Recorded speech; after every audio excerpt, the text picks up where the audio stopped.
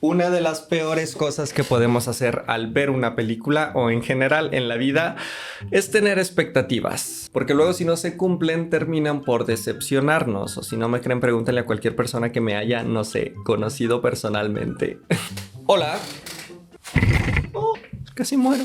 ¿Cómo están, gente? Yo espero que muy bien. Oigan, como ya pudieron ver en el título, hoy vamos a hablar de la película más reciente del director James Wan y me estoy refiriendo a Maligno, una película que, bueno, ha tenido mucha polémica, como que ha tenido muchas opiniones divididas y en este video les voy a dar la mía, ¿vale? Obviamente sin spoilers para que no se me espanten por si no la han visto, pero bueno, ya vayan a ponerse cómodos porque estamos a punto de empezar. Let's do this.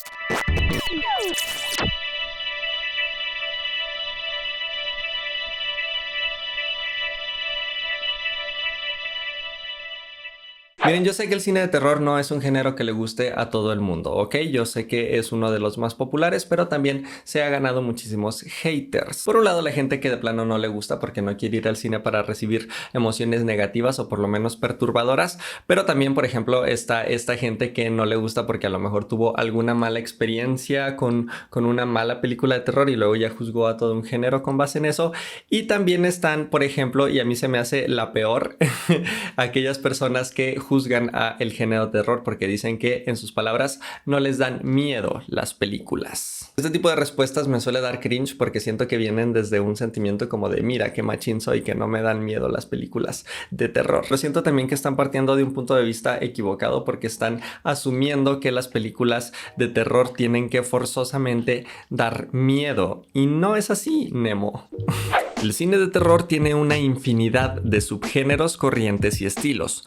Por lo tanto, la respuesta que planea generar en el espectador también varía. A veces es hacerte sentir miedo, a veces repugnancia, a veces inseguridad o incluso inestabilidad. Vamos, puras emociones que te perturban. Y por eso pues entiendo que mucha gente prefiera evitarlo, es completamente válido. Pero el hecho de que no te haga sentir un peligro real, por así decirlo, tampoco es un argumento, porque ni siquiera es ese su objetivo, ¿me explico? Bueno, total, les cuento todo esto porque cuando estaba así chiquito, sí me daban miedo las películas de terror. Como a todo niño, sí, yo sí pensaba en cierto momento que esos cucuyes se me podían aparecer debajo de mi cama o podían salir por la bañera o yo qué sé. De hecho, El Exorcista la vi hasta que estaba más grande porque de plano no me animaba, pero sí, me di cuenta que las películas que sí me gustaban y que sí me entretenían y que paradójicamente no me daban miedo eran estas más como tipo slasher, más como tipo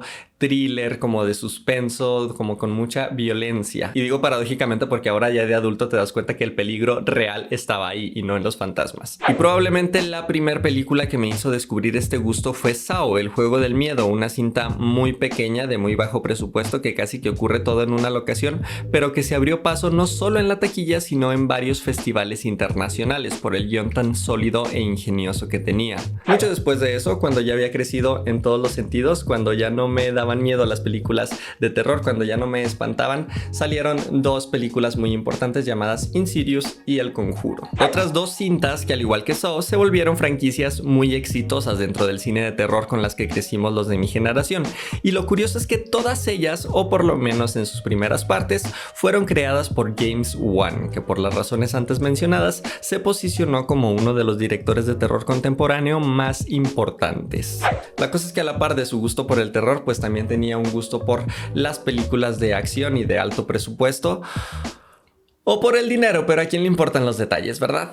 Porque después fue contratado para hacer la séptima película de Rápido y Furioso y luego las dos de Aquaman. Bueno, la última todavía no sale, pero entre estas dos se puso a hacer una un poco más independiente y que prometía ser su famoso regreso al cine de terror, y me refiero a Maligno. Que de hecho aquí es cuando te platico mi trip que traía con el tema de las expectativas, porque entonces entenderán por todo lo que les acabo de contar que ya traía muchas expectativas sobre esta película y además no había visto ni el tráiler, no había leído ni la sinopsis, lo único que había visto es el póster, que amigos, al César lo que es del César, es un muy buen póster, ¿sabes? Como que sin haber leído nada ni sin saber nada de la película más que el nombre del director, pues yo ya intuía que se iba a tratar como de una película muy al estilo del cine cine giallo, este subgénero italiano que bueno, se caracteriza por tener historias llenas de suspenso, de violencia, pero a la vez con su toque de thriller, de trama de detectives y hasta utilizando mucho el terror psicológico. Todo esto con un estilo expresionista de colores vibrantes y de sobreexplotación visual y sonora en general. Entonces yo fui con todas estas expectativas, me senté, me empecé a comer mis palomitas, ya casi que me las acabo porque amigos también, ¿cuántos comerciales pasan en el cine, válgame Dios? ¿Será que me quedé desacostumbrado por la pandemia? Pero no sé, lo sentí demasiado invasivo. Disculpe joven, ¿cómo le doy para omitir anuncio? Bueno, total, empieza la película con un material de archivo de videocasetera en donde una doctora hace la bitácora de un paciente algo peculiar.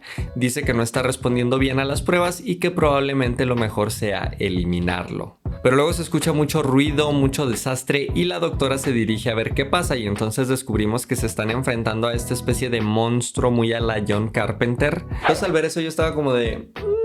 Ok, no me esperaba esto, yo me esperaba más un giallo, pero super jalo una versión de body horror por parte de James Wan. No es su culpa, al final de cuentas yo me hice mis propias expectativas y entonces me dejé llevar por la película. Luego siguieron los créditos de entrada también muy ad hoc a este estilo y luego ya empezó la trama principal, en donde nos adentramos a la vida de Madison, una mujer embarazada que vive en Seattle junto a Jake, su pareja. Cabe destacar que para este punto ya estaba notando un cambio de tono bastante drástico con respecto a las escenas anteriores, como que ya me recordaba más a las películas de terror anteriores de James Wan, como más del estilo de Insidious o del Conjuro, con una cámara más recatada, con un ritmo y una tonalidad de colores como más sobria. Pero bueno, dije, es el inicio, vamos a empezar tranquilos, vamos a darle chance y a ver qué pasa. Resulta que esta pareja empieza a discutir, primero verbalmente hasta que la conversación va subiendo de tono, hasta que Jake pierde el control y empuja a Madison, con lo cual se da un fuerte golpe en la cabeza que la deja bastante confundida. Luego ya en la noche Jake despierta porque escucha ruidos en la cocina y como en toda película de terror, claro que sí, se dirige a ver qué ocurre. Y miren, no tiene mucho que ver, pero yo siempre he tenido un conflicto con este tipo de situaciones porque si bien entiendo que es un cliché el hecho de que el protagonista va a ver qué está pasando aunque haya un peligro inminente de morir, la verdad es que también burlarse de eso es un cliché. No sé si me estoy explicando, pero es que he escuchado hablar mucho de esto y gente burlándose de esto, de que si escuchas un ruido lo menos que haces es bajar para que te asesinen. Pero siento que tampoco tiene mucho sentido la crítica a este cliché porque igual los personajes en ese momento no tienen el contexto de que hay algo paranormal, ¿sabes? Porque también usualmente estas escenas ocurren al principio cuando todavía no se sabe que hay algo que puede matarlos, pues. Y más porque ya fuera del meme, realmente si escucharas eso no creo que te quedarías en tu cama cubierto en tus cobijitas, sobre todo porque puede que sea tu hermano muncheando en la cocina, ¿sabes? Y si puedes robarle papitas,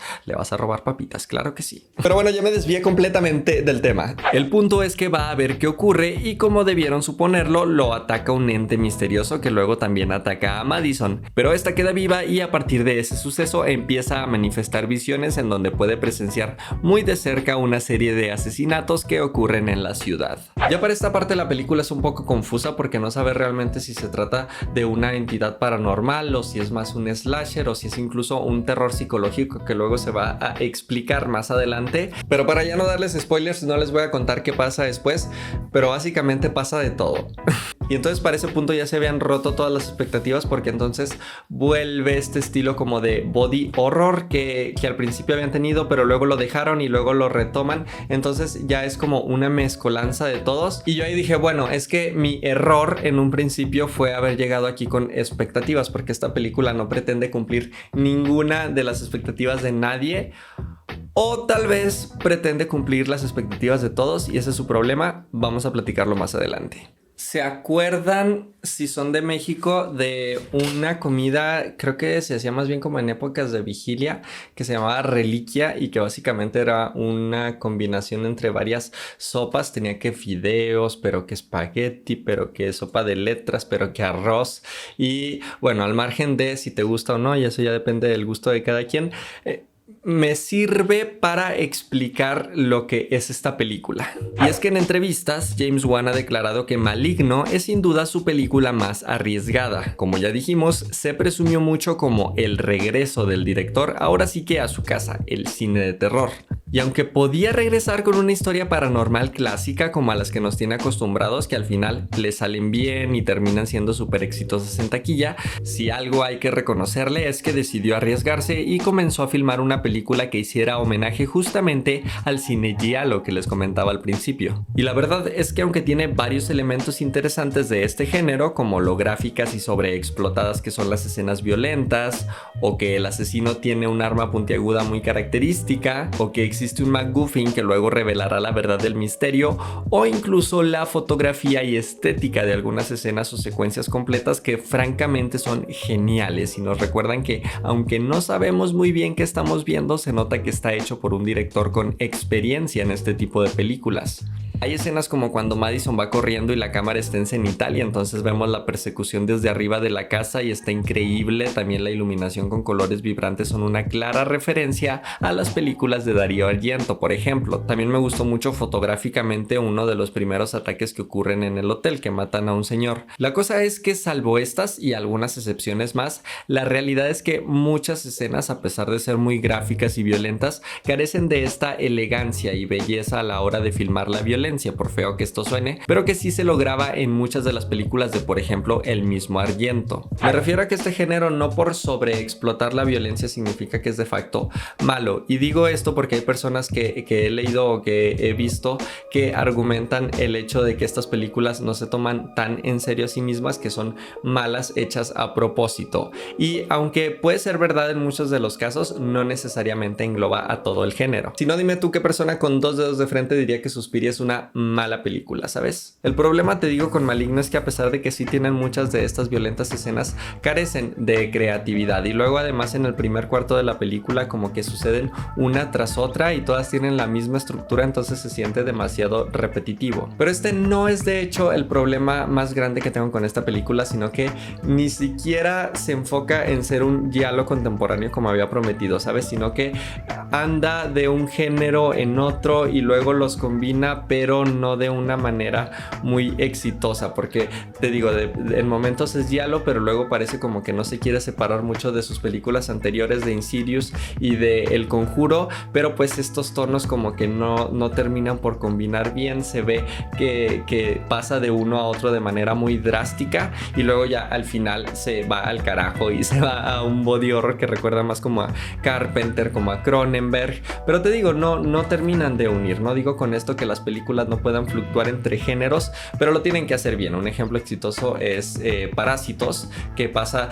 de uno a otro, pero se siente, o casi no se siente, mejor dicho, y aquí se siente sí muy drástico, no solo en el estilo, en la forma de la película, sino incluso en las actuaciones, que bueno, pudiera ser a propósito, pero no creo que se disfruta tanto desde el lado del espectador. Porque ni les dije, al final hay escenas que parecen sacadas hasta de Matrix, ¿sabes? Entonces, aunque son buenas piezas individuales, porque a ver, a mí incluso me gustó mucho el villano, su diseño de personaje, la manera en que se mueve y todo esto, pero como no le dieron un buen desarrollo, pues se siente bastante fuera de tono. De hecho, en esta parte de la película, en el tercer cuarto, es cuando ya mucha gente se desconecta, cuando ya dicen, no, de plano esto ya se fue al carajo que estoy viendo. Pero si les confieso algo, es la parte a mí que más me gusta. Desgraciadamente no es coherente con el resto de la película. Yo entiendo y celebro que James Wan haya querido arriesgarse con algo diferente, pero siento que tampoco se atrevió tanto. Y no necesariamente por esta combinación de géneros, sino por la combinación de aspiraciones. No sé cómo explicarlo, pero como que había cierta parte de la película en la que yo decía, aquí James Wan sí dijo, fuck it, voy a hacer lo que quiera y no me importa lo que digan los demás, no me importa lo que opine la gente o lo que escriban los críticos. Pero también se nota cómo le cuesta desprenderse de esa venita hollywoodense que tiene y que cada vez es más grande. Pero bueno, gente, como siempre les digo, esa solo es mi opinión y claro que me interesa la suya. Entonces pónganmela aquí abajo, o si no la han visto, díganme si se les antoja verla o si casi no, cuéntenme. Y pues nada, ya saben que si me quieren ayudar mucho algorítmicamente, pues lo pueden hacer a través de un like si es que este video les ha gustado, o también manifestar su dislike si no les ha gustado tanto, pero me sirven más los likes. Claro que sí. También cómo me pueden ayudar, además de eso, pues compartiendo este video con sus amigos a través de sus redes sociales. Si no se han suscrito a este canal, háganlo y activen la campanita para que les llegue una notificación cada que yo suba un nuevo video, ¿vale? Sin más que decir, yo los veo en el siguiente, ¿vale? Se cuidan. ¡Chao!